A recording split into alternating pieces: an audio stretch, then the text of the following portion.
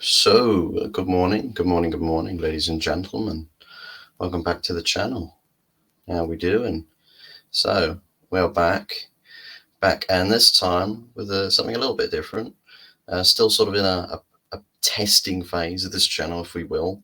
Was doing streams, about hour-long live streams, but I thought today we'll try something a little bit different.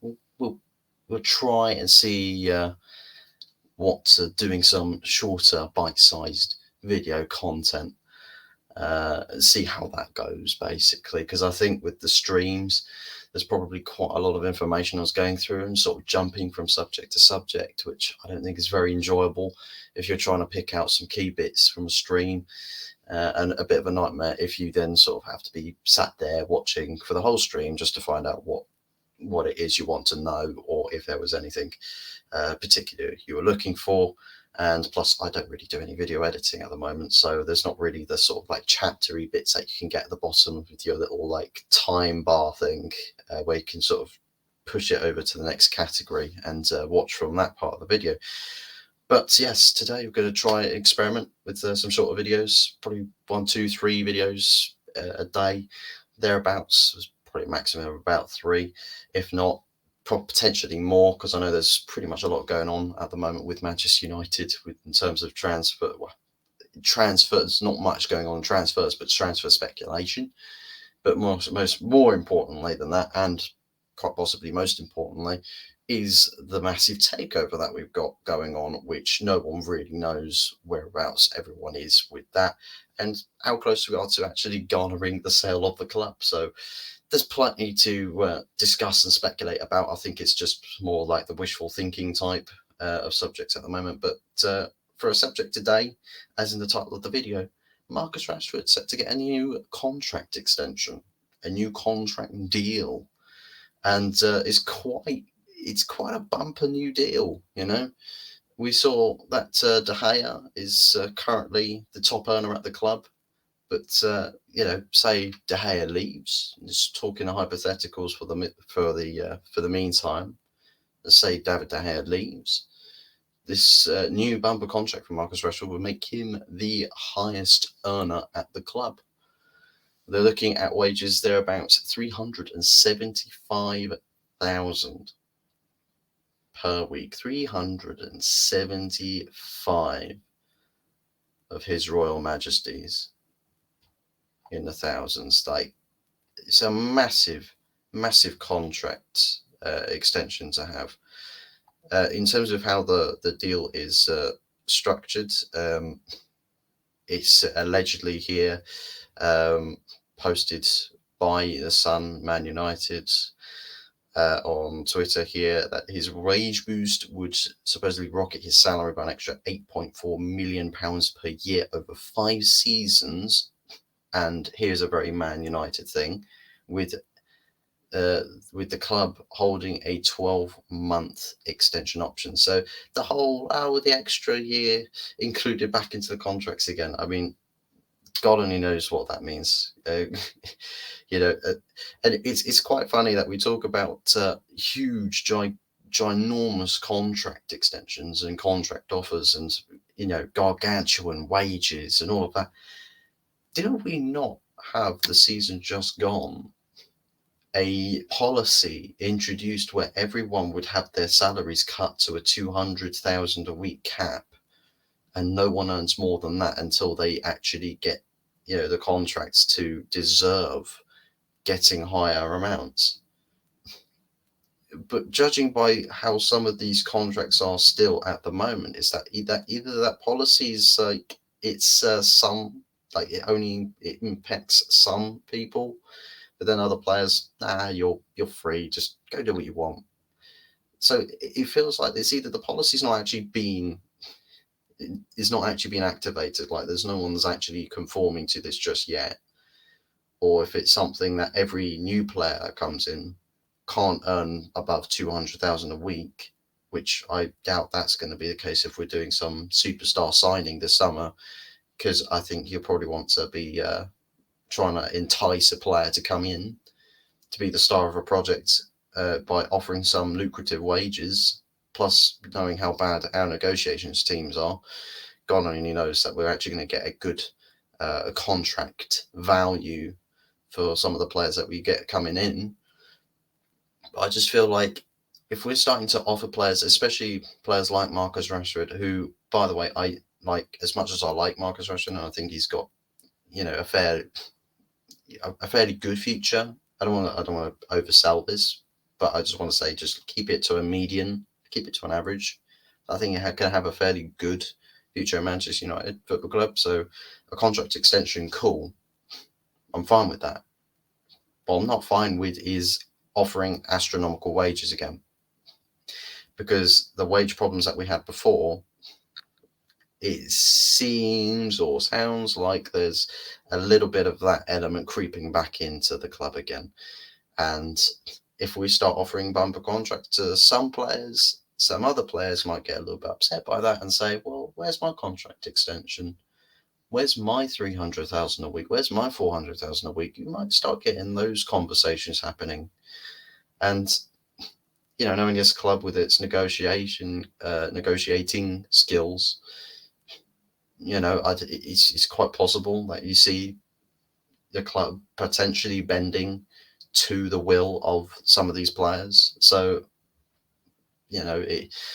I think for us as fans, it's sort of, we sit here and just bear witness to the absolute calamity that is our negotiating skills at boardroom level, with not just players coming in, but also players negotiating for renewals. It's like David De Gea. We've been trying to get him to accept a wage cut. And he's just been like, no. You want a wage cut? No. If my wages are moving at all, if my wages are going anywhere, then they're only going up. I'm not lowering my wages for you. So it feels like that this is the sort of beginning, or like the first domino in the domino effect, where you start to see potentially some other players getting a little bit restless with their contract values or with their wages, and potentially trying to push to get contract renewal. So it's possible that this might just be a massive mistake, or whether it's just a case that everyone's sort of in agreement to say, well, yeah, of course, Marcus Rashford deserves a bit of that sort of higher wage, but from a fan standpoint, I don't think he deserves anywhere near 375,000. I mean, barely in the 300,000 region. I don't even think he really deserves to be even in or touching 300,000 a week, because it's such a massive deal. And not only that, but it's spread across 5 years with the option for a sixth. For a contract renewal, that's massive. And for those wages, that's a huge deal. That is a ludicrous deal. I don't see many other clubs offering a deal with that higher value for that long. Usually it's about an extra 2-3 years. It's about 2 to 3 years, but we're offering 5, potentially to 6. To massive wages. So God only knows what is going through the minds of people at the club, all the while with this whole how Richard Arnold puts it, the no D heads policy, with anyone earning an extravagant amount of money compared to anyone else at the club. Something tells me that if you're going to do that, that's either going to be one of two things: is that De Gea is leaving, so you can afford to pay Rashford that amount of money, or it's, Rashford gets that amount, so there's multiple people on astronomical wages, that some people don't feel like, oh, one person's getting special treatment or anything like that. But I'll tell you what, to various extents, it could probably feel a little bit like that. So yeah, I think we just have to see how things go. Got my window cleaner. Got my window cleaners cleaning my windows at the moment, so if you can hear anything going on in the background, that's what it is.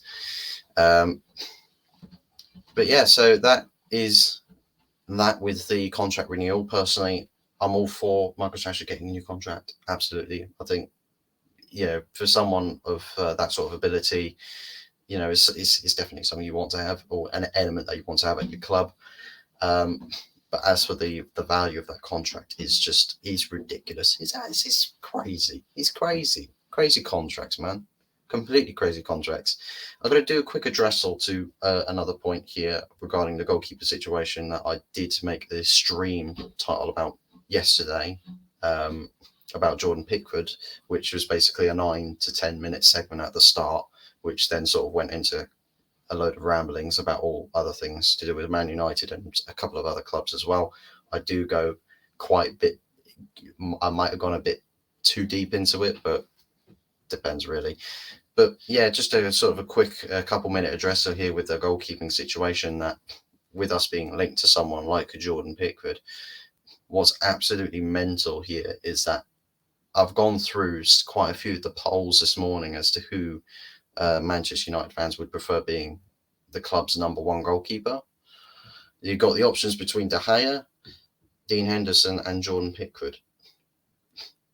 So there's quite a lot of the polls that are not even including Jordan Pickford, because I just think this just so outlandish to have to be linked to someone like Jordan Pickford. It just makes no sense to me.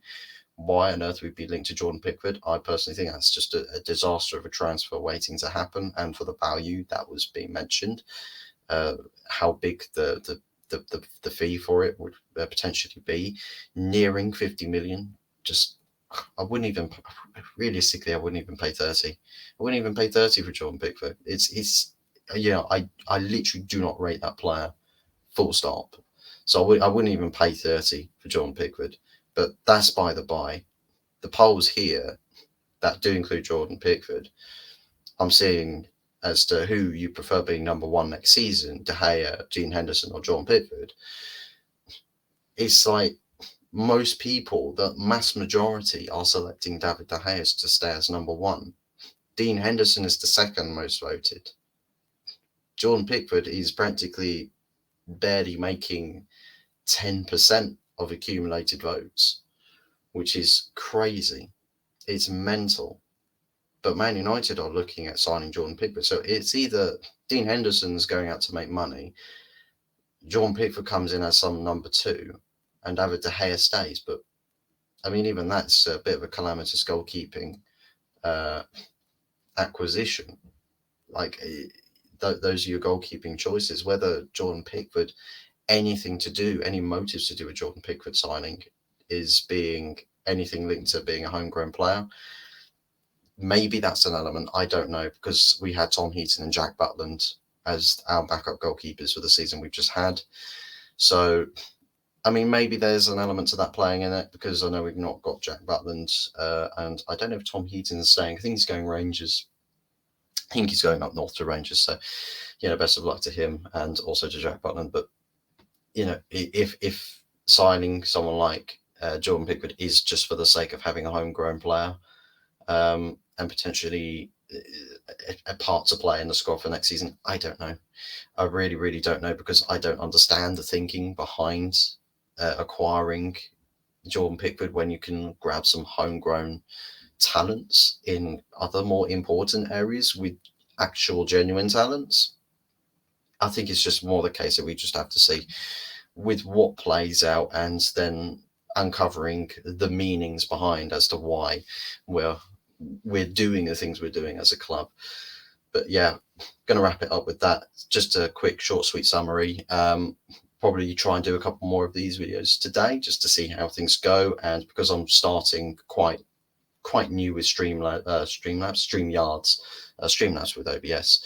But yeah, I'm trying to do a few things with StreamYards just to see how well things go.